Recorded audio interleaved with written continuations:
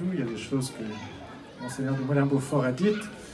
C'est un événement probablement unique en France que l'inauguration d'une école de la République portant le nom d'un cardinal de l'Église catholique, archevêque de Toulouse de 1928. Enfin, il a été nommé fin 1928 et arrivé à Toulouse en 1929 jusqu'à sa mort en 1956.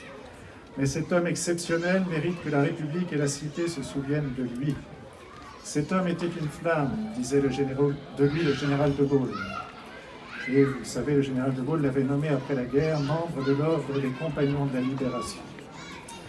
Jules Giraud-Saliège, né le 24 février 1870 à Crouzilhaut, village de la commune de Mauriac, dont Madame le maire est présente, dans le Cantal, prêtre en 1895, évêque de Gap en 1926, archevêque de Toulouse en 1929, a servi son pays en réveillant les consciences par sa fameuse lettre lue dans toutes les paroisses et répandue largement bien au-delà des milieux chrétiens.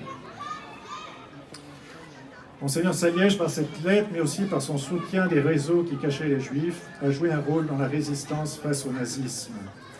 Il avait été alerté du danger de cette idéologie dans les années 30 par un homme, René de Norrois, qui a fait de nombreux séjours en Allemagne, où il a été étudiant de 1933 à 1939, étudiant d'abord et puis prêtre du diocèse de Toulouse, aumônier à Berlin.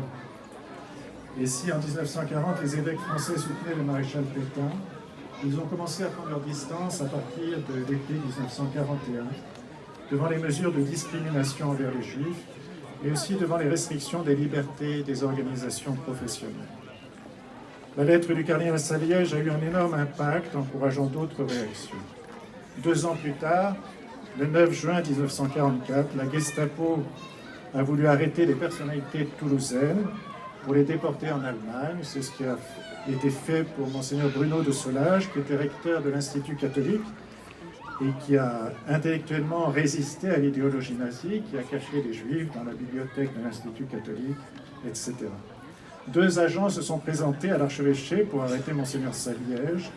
Constatant son état de santé, qui déjà se dégradait sérieusement, ils sont repartis sans lui. Faire résonner le nom de Jules Giraud-Saliège sur les murs d'une école de la République, 66 ans après sa mort, c'est donner en exemple un homme libre, courageux, intrépide, malgré cette paralysie qui gagnait du terrain sur son corps et restreignait sa parole. Son exemple encourage à lutter contre l'antisémitisme sans cesse renaissant et contre toutes les formes de dictature, invite à s'engager pour la liberté de pensée et de conscience, pour la défense et la promotion de la dignité de toute personne.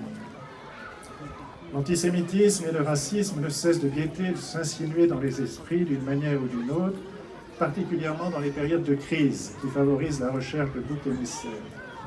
Éduquer les jeunes générations en tirant les leçons de l'histoire est le meilleur moyen d'éradiquer ces fléaux extrêmement dangereux et d'aider ces jeunes à conquérir la vraie liberté. Merci de votre attention.